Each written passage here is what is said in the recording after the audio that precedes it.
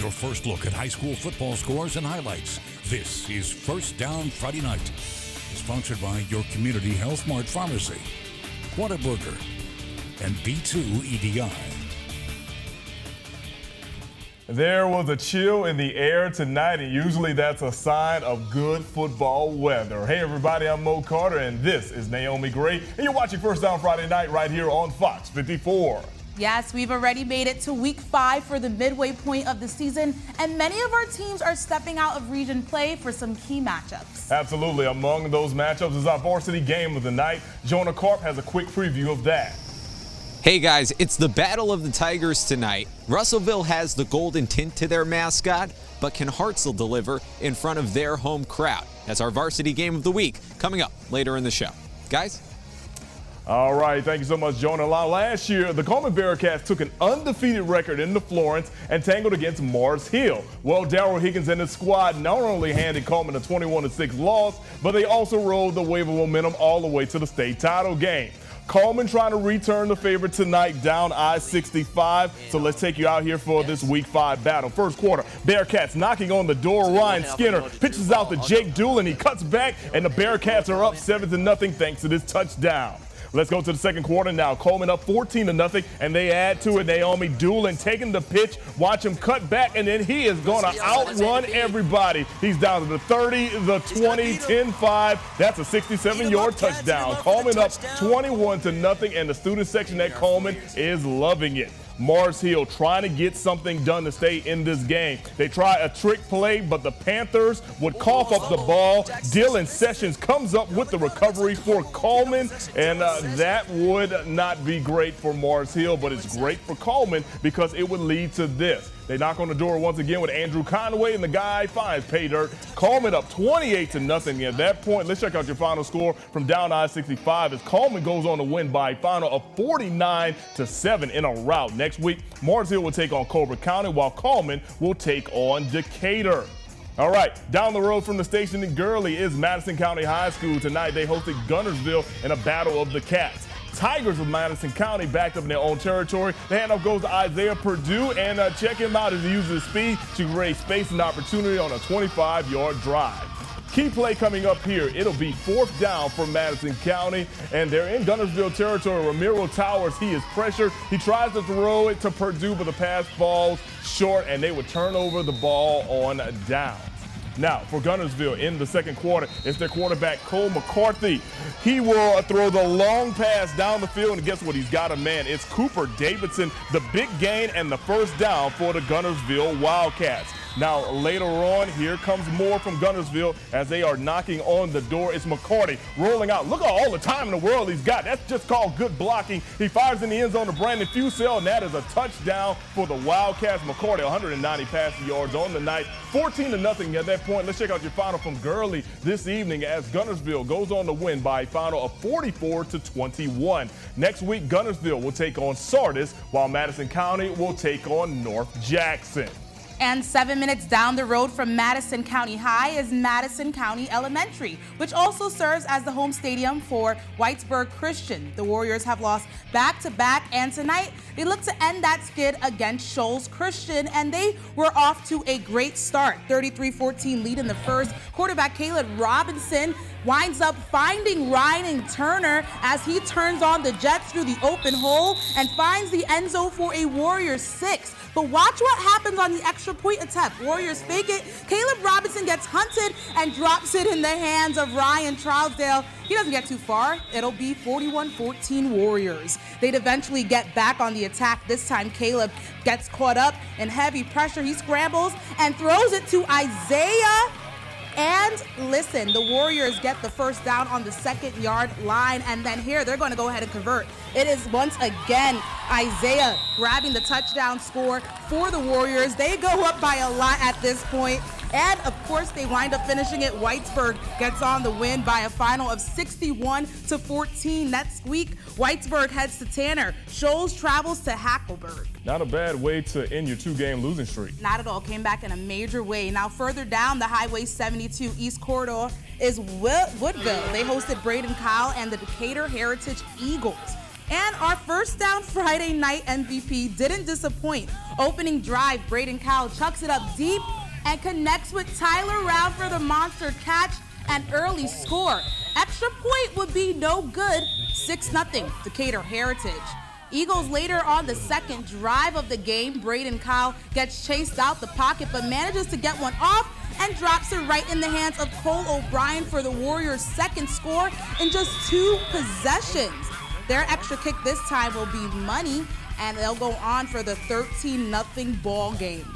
And listen, the Eagles weren't done yet. Still in the first, they're adding more damage to the score. Kyle with the quick release to none other than Tyler Round on the sidelines. He escapes a handful of defenders before tiptoeing his way to the end zone for his second score on the night and the eventual 20-0 lead in the first. And in unsurprising fashion, Decatur Heritage went on to win by a final of 55-14. Next week, Decatur Heritage goes to Waterloo while Woodville travels to Cedar Bluff. Now, of course, the WZDX Sports team is on social media, but a few things have changed. You can now follow me at Mo Carter Fox 54. You can follow Naomi at Naomi Gray TV. You can also follow Jonah at Jonah Carp TV. Hey, send us a tweet. We may read it out later in the show. And next up, we head to our game of the week for the battle of the unbeaten Tigers. That action just ahead. Now back to the action on First Down Friday night. And welcome back, everyone. Hartselle stepping out of region play tonight to take on Russellville in a non-league affair. And tonight's game is a battle of unbeaten Tigers. But prior to the game, there was a special event that celebrated a great memory of the past. Absolutely. During the 2011 season, Hartselle made it all the way to the Class 5A state championship. They faced Viger in a knockdown, drag-out type of game. Hartselle scored 13 unanswered points, including a 12-yard touchdown run, as you see right here, by Blake Slayton to win the title that year, 13-3. Now, the team was coached by now current Madison Academy head coach Bob Gotze. Tonight, Gotze and those young men were honored prior to the game. It was a special moment for the entire community. Well, you know, that team played a lot of really good teams down the stretch, including Viger, in that championship game, and won that game with defense and won that game with toughness. You know, that's an example of what we want to be. You know, the toughness and grit and tenacity that team played with, that Coach Gotze had them playing with, and Coach Peck and those guys, Coach Gladden. I mean, I want them to see that. You know, I want them to see those guys and how much Hartselle means to them. Now, that was the pregame celebration, but what about the actual game? We put Jonah Carp on that mission, and he joins us now from Hartsville with more on the Battle of the Big Cats. Yeah, guys, and as you can see, I paid attention to Chief Meteorologist Jordan Dressman's forecast from earlier today because I'm in a jacket. It's quite chilly here at J.P. Cain Stadium, where Hartselle and Russellville did battle earlier today. Each put their unbeaten records on the line and look to move to 6-0 on the year. Let's do it. Varsity game of the week. Hartselle Tigers at home. The Golden Tigers were moving the ball early. Gabriel Amick fakes the handoff, rolls, and fires a strike to his big tight end, Nathan Brockway. Russellville in enemy territory. Faced with 4th down, Amick drops back and whips it to Torrey King. Shimmies with some space, but the Hartselle D holds strong. Ball back to the Tigers. Standing right on top of the goal line, John Blackwood with the give to Zaria Fletcher. Flies into the end zone for the score. Hartselle up 7-0 over Russellville. And they weren't done. Into the second quarter we go. Tigers back at the goal line. This time Blackwood says, yeah, I'll just take that myself. Hartselle goes up 2 scores. And here's a look at the final from J.P. Cain Stadium. Up the road at Falkville High School, this was the score in the second quarter. Blue Devils up big over Cold Springs, and they kept their foot on the gas pedal. Ball at the 1, handoff to Jordan Greenfield, and he just falls into the end zone for the touchdown. And then check this out. Look where he's going. He's staying on the field, not because they're going for 2, but because Greenfield is also the kicker, and he boots it through for the 35-0 advantage. Cold Springs looking to get some points on the board before halftime. Give to Joshua Winfrey, and he loses the ball. Blue Devils recover the fumble. Could we see another Falkville touchdown before halftime? Caden Burnett back to throw, heaves it down the sideline, caught in stride by Andrew Jones, and he's gone. the Blue Devils took a 42-0 lead into the locker room at the half.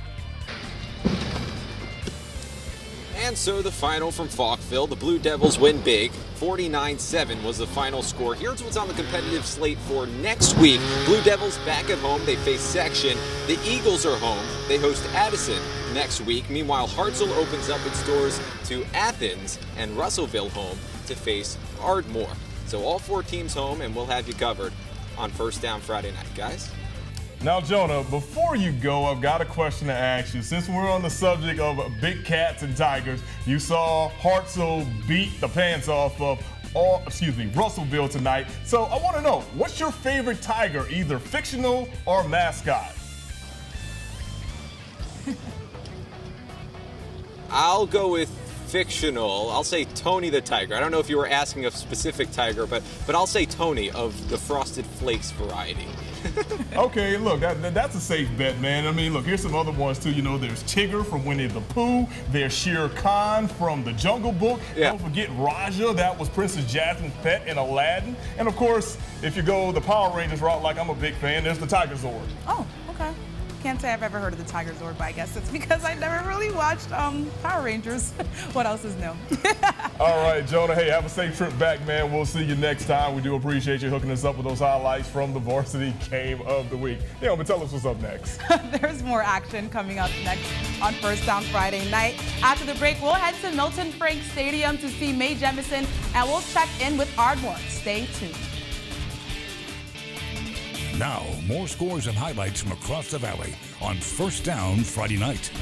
Welcome back to the action. Ardmore hosts Clements, and it's all about the Tigers. Braden Hillis finds Brody Dunn on a quick out with a pickup of 17 yards, and Hillis finds Delvin Jarrett on the other side for a nice gain. Tigers in scoring possession now. Then Brody Dunn takes a direct snap and bowls his way into the end zone. Ardmore goes up 7-0. Then on the next drive for Ardmore, Thomas Golston has one of his big moments. Check it out here in a second. He starts rumbling down the field, and he picks up the Tigers' first down. Look at the big guy go. Men down the field. Dragging people right on his tail. And here we go. Trevor Sims caps it off with a great run up the middle for the touchdown. Tigers go up 14-0, and Ardmore would tack another touchdown here and was up 21-0 after the first quarter. Ardmore rolls out to a 55-27 win over Clements. Next week, Clements takes on Lauderdale County, and Ardmore travels to Russellville. Let's head over to Milton Frank Stadium. Harold Wells and Mae Jemison Jags taking on Buckhorn. They're down 28-8. Cal Woods pitches it out to Cam Montgomery with a full head of steam. He runs over a man and takes $3 out of bounds with him. Very next play, Montgomery, though, does not have as much success as the cheerleaders look on. Watch here as he will be stuffed by the interior line of those Buckhorn Bucks. So they're like, Montgomery, you're not going anywhere, my friend. Time running out in the first half. Coach Wells like, we got to get in the end zone. So Cal Woods tries to hit the air, but he is sacked by William Kinnear. Time to run out for the Jags at the half. Let's check out your final score as Buckhorn comes into Huntsville tonight, and they beat Mae Jemison by a final of 48-24. Next week, Buckhorn will host Columbia. Mae Jemison, they've got the week off. Each week, we bring you coverage from all the high school football games in North Alabama. We also recognize one player that stands out from the rest. Here's our Jonah Karp with our Week 2 MVP.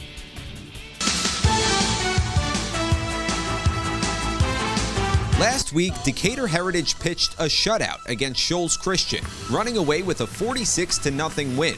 Propelling the Eagles to victory, a monstrous performance from quarterback Braden Kyle.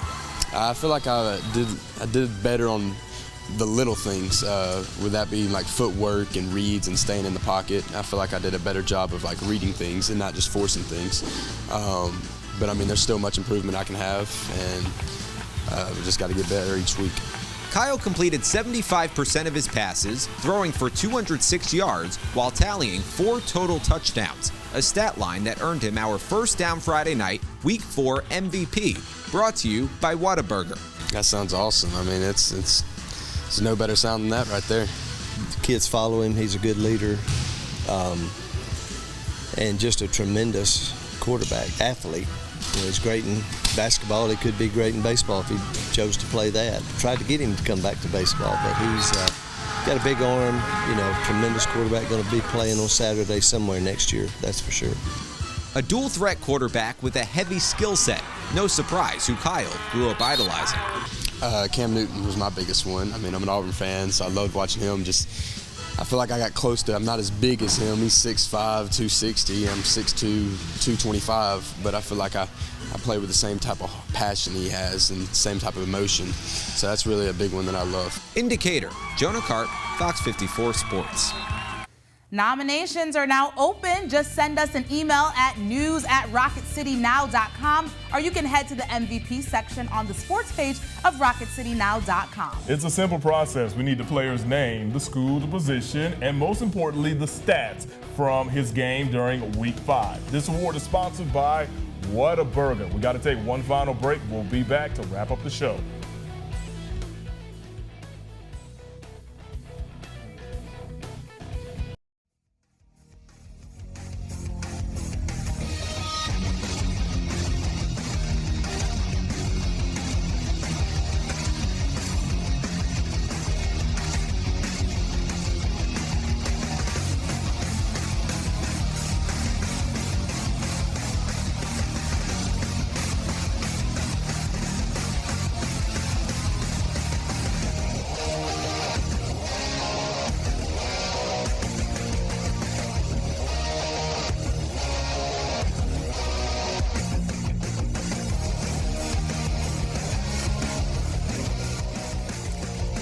Welcome back. The partnership between the Fox 54 sports team and Pro Football Hall of Famer Walter Jones is rolling on for another season. And with our newest winner, we had a mix of the past and present.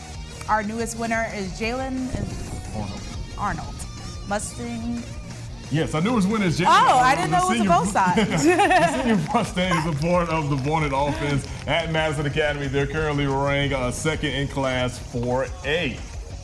Now, let's continue to tell you about it. According to his peers, Arnold isn't a big talker, but he lets his actions speak loud on the gridiron, where he's opening holes and making pancake blocks on a weekly basis. He's glad that his hard work on the field and in the classroom has paid off for him to receive this high honor. It's a huge honor to be selected because, you know, I wasn't really a good player for us last year, but it's great to come out senior year and go hard and get recognized for it. We got a lot of pride in opening up those holes. You know, the running backs and the quarterbacks, they get all the celebration, but, you know, they don't get all that time to throw the ball and all those yards without us doing it. So, you know, we're real proud of that.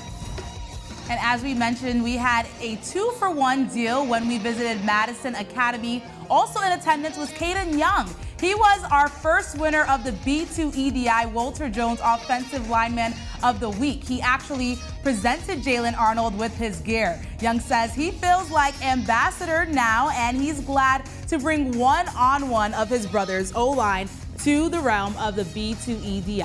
Congratulations, guys. Hey, let's wrap up things up with one more game. Bob Jones taking on Auburn High School down near the plains of Auburn. First quarter, Bob Jones on their first drive. Rayshawn Hardy connects with Kelly Fields, and he scores on a 21-yard strike. Patriots up 7-0. Later in the frame, it's Auburn quarterback Clyde Pittman on the keeper. Watch him hit a man and then spin out of a tackle before he's tripped up into the end zone. Patriots still on top, 7-6. Second quarter, Killian Massey takes the handoff and goes to the outside, pounds his way into the end zone. That puts Auburn up 14-7 in the second quarter. Let's check out your final tonight.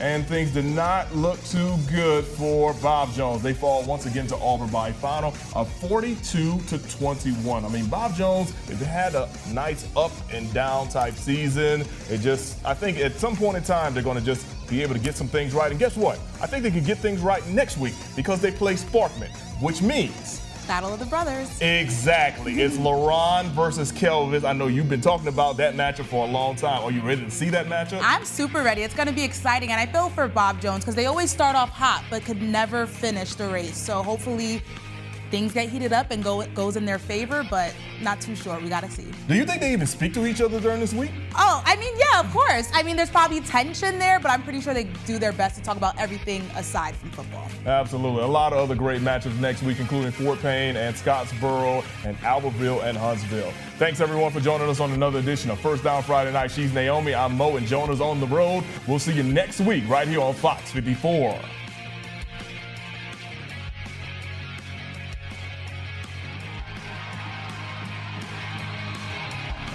You've been watching First Down Friday Night, sponsored by your Community Health Mart Pharmacy, Whataburger, and B2 EDI.